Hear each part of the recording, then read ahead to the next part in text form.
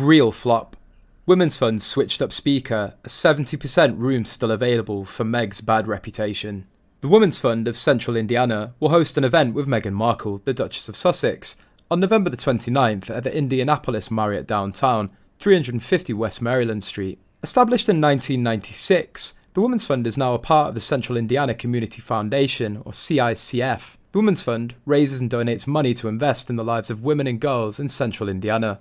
Markle became a member of the royal family by way of her husband, Prince Harry, Duke of Sussex. In 2018, Markle became the first American biracial royal. The history came with controversy, as the couple said others in the royal family made racist microaggressions. The two later resigned from their royal duties. Tables for the event are available for purchase to groups and organisations that support the mission of Women's Fund. However, rooms are still plentiful at the Downtown Marriot in Indianapolis on the 29th of November and the 30th of November. Any sort of room you want. I don't know about tickets to spend an evening with Meghan. I was asked to give any info to the organisation, but assume tickets are still available since the form is live. Even the organisers are freaking out because Meghan made the event a 70% failure. Everyone in the organisation is asking each other if they should change speakers. How her thin-skinned, fragile ego is going to handle a quarter-filled auditorium in the Midwest, and no A-plus listers, dying to be elevated by Smirkle's wisdom and profound salad-tossing skills. Do you think that she might have hired seat fillers? I just can't imagine her letting herself show up to an empty Marriott banquet room.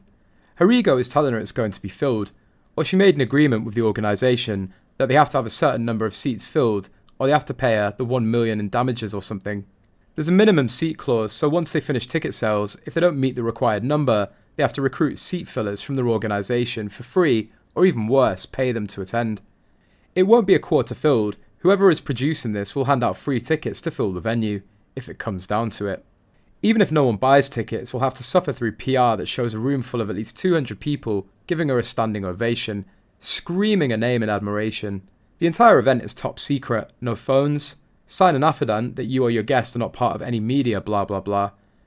And all of these venues have drapes to disguise the scant attendance. I wonder what TW is charging the organisation for this evening in a royal presence.